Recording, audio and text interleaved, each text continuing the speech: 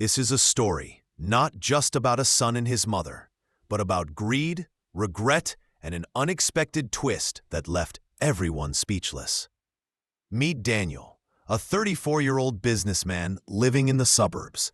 He had it all: cars, a career, and a big house, but he was missing something far more important: gratitude. Daniel's mother, Margaret, was a widow in her late 70s. She had raised him alone after his father died when Daniel was only 9. For decades, Margaret worked 2 jobs just to keep food on the table and send Daniel to college. But now, in his adult years, Daniel saw her as a burden. It all came to a head one Sunday morning. Daniel said bluntly, "Mom, I think it's time you moved out. I need the guest room for my home office." Margaret looked up slowly, her wrinkled hands trembling slightly.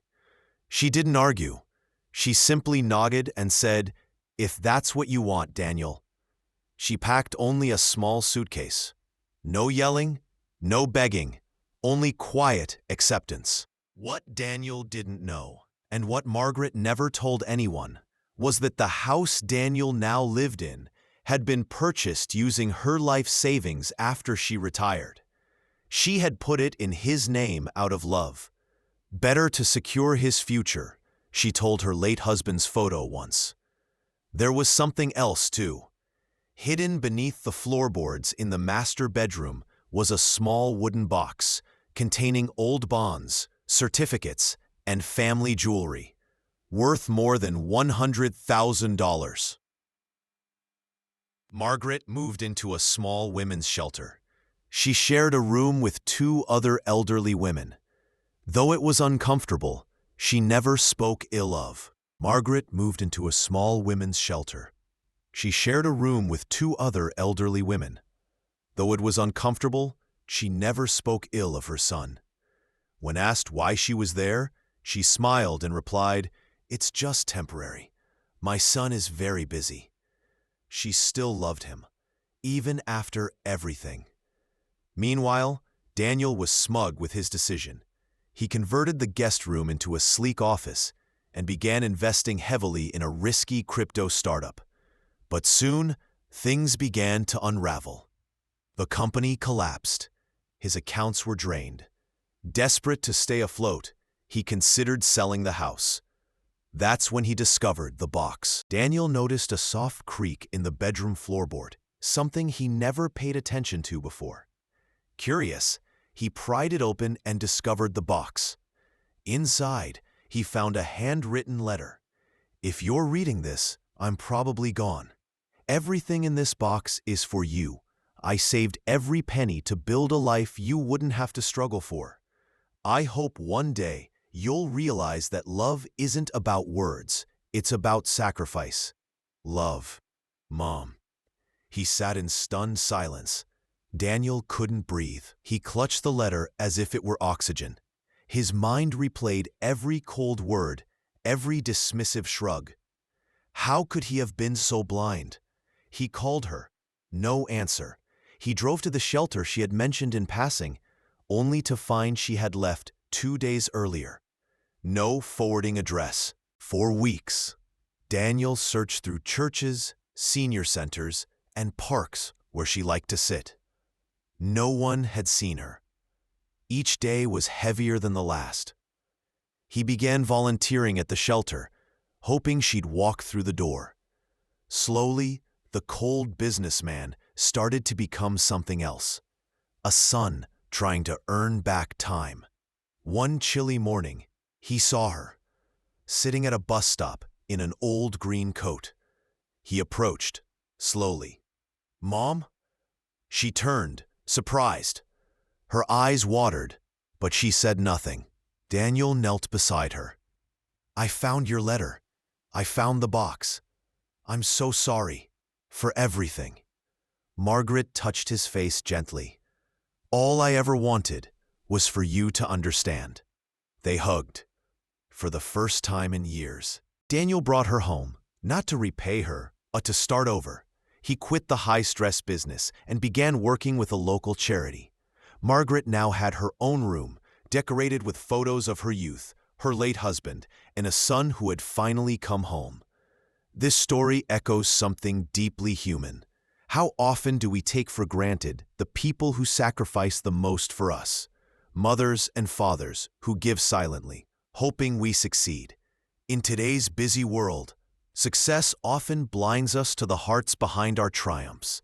Sometimes it takes losing everything to see the treasure that was always right in front of us. This story may be fictional, but it reflects real situations experienced by millions. Elder neglect, abandonment, and family disputes over wealth are more common than you think. But there's also hope. Reconciliation is always possible if we choose love over ego. Call your parents today. Visit your grandparents. Forgive if you need to. Say thank you. One day, all we'll have left are memories. Let them be filled with love, not regret. Old living room, Daniel, now overwhelmed with emotion, digs deeper into the dusty boxes. He finds a yellowed newspaper clipping from years ago. The headline reads, "Local woman saves 7 orphans from house fire."